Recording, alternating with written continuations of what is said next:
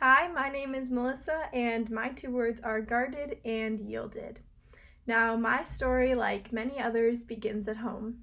I grew up in a Christian household, and when I say grew up, I really mean it. I was homeschooled until the fifth grade.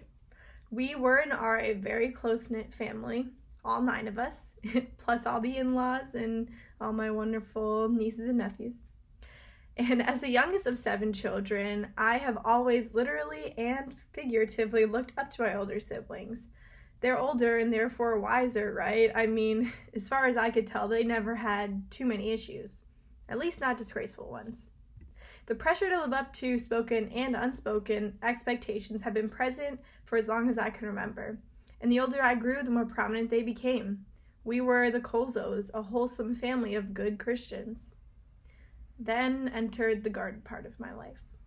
It was the summer before starting sixth grade that sexual immorality entered my life. Not even a full year out of homeschooling, and this entirely new thing was offered to me. And the doors just shut on my life. Over the next 7 years, in the midst of abrupt forced growth, I never outgrew that one thing. It was a singular part of my life I never shared with anyone, not even my family. Especially not my family. Even as it became a more socially acceptable thing, I felt the most shame because no one talked about the dark side of it that changed how you viewed literally everyone and everything. I was always on guard until one night that my brother, who I've admired and looked up to my entire life and tried more every day to become, shared his own personal struggles with sexual immorality. I was completely taken off guard, shell-shocked that someone like him could be struggling with something so unclean like I was. He was so honest in sharing his story. How could anyone be so vulnerable and so open? It just shattered the expectations I'd had about what we should talk about as Christians. For a minute, it was the heaviest I'd ever felt because everything, the buildup from all those years, just was weighing down on me. But when I submitted to God and finally fell on the ground, so much of the burden was taken off. I physically, mentally, spiritually, in every way yielded to the Lord.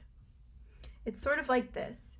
You know when you're carrying around a heavy backpack for so long that you sort of just grow used to the weight? Though it's slowly but surely wearing you down.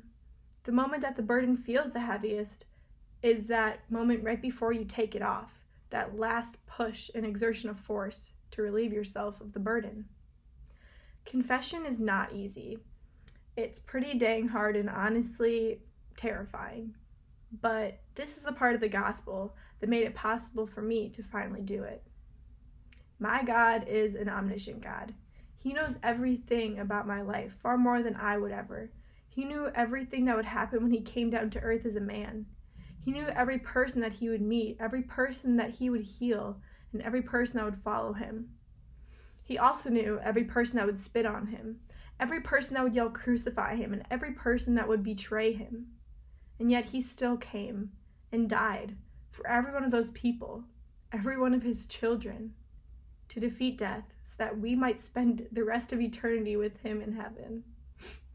And it isn't as if God needs us in any way, yet he longs for personal relationship with each and every one of us. In society, you almost have to choose to be either known and rejected for the life choices that we have all made, or to be guarded and accepted. The thing is, in both scenarios, you're never fully known for every part of you and understood and cared for. How lucky are we then as Christians to have a door number 3? God knows us, understands us, and loves us so powerfully. His love is a singular absolute in my life that I know I can rely on no matter what I do because it doesn't depend on me. The life he offers is better. It is fulfilling and the only thing that could ever satisfy. And that is why I have yielded my life to Christ. If you want to hear any more of my story or would like to share your own or just to talk, please don't hesitate, just reach out to me. Thank you so much for listening.